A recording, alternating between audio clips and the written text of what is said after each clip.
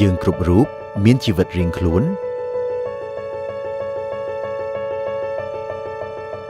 ទំនួលខុសត្រូវរៀងខ្លួន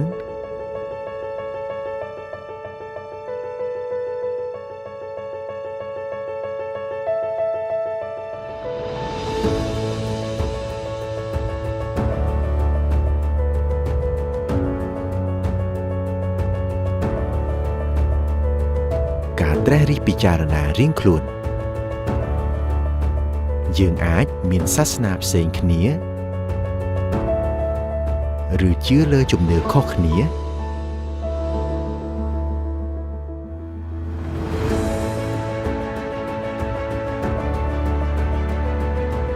ប៉ុន្តែ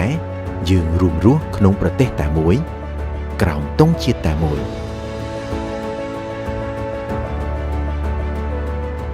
ប្រៀបបានទៅនឹងកោសិកានៃសង្គម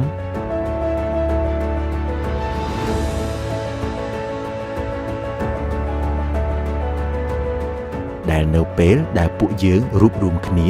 អាចធ្វើឲ្យសង្គមកាន់តែប្រសើរ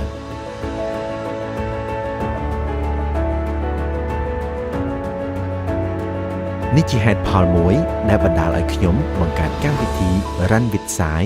ដែលជាវេទិកាមួយសម្រាប់ប្រមូលផ្ដុំយុវជនឲ្យរួមគ្នាជួយដល់កុមារកម្ពុជាដែលត្រូវការជំនួយផ្នែកសុខាភិបាលខ្ញុំយល់ច្បាស់ថាវិធីនេះលំបាកខ្លាំង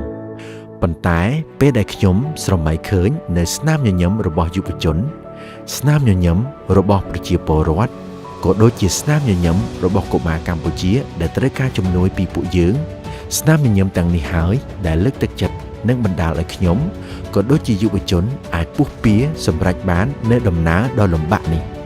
សម្រាប់ខ្ញុំទទួលបាននៅបទពិសោធន៍ដោយផ្ទាល់និងឃើញដោយផ្ទាល់ថាយុវជនកម្ពុជាមានបេះដូងធំមានក្តីស្រឡាញ់យ៉ាងជ្រាលជ្រៅដល់ប្រទេសជាតិយើងនិងមានការតាំងចិត្តខ្ពស់មោះមុតដើម្បីសម្រេចបាននៅបុព្វហេតុដ៏ល្អសម្រាប់សង្គមនេះជា DNA ជាអត្តសញ្ញាណរបស់យុវជនកម្ពុជាសាទរអត្តសញ្ញាណយើងសាទរកម្ពុជាខ្ញុំបាទសាយនិងក្រុមការងារនឹងចូលរួមក្នុងព្រឹត្តិការណ៍សាទរកម្ពុជានាថ្ងៃទី31ខែធ្នូខាងមុខនេះដើម្បីបង្ហាញក្តីស្រឡាញ់ជូនជាតិកម្ពុជាយើងទាំងអស់គ្នាហើយក៏សង្ឃឹមថាអ្នកទាំងអស់គ្នានឹងចូលរួមក្នុងព្រឹត្តិការណ៍សាទរកម្ពុជាផងដែរជួបគ្នានៅសួនមុខព្រះបរមរាជវាំងសាទរអត្តសញ្ញាណយើងសាទរកម្ពុជា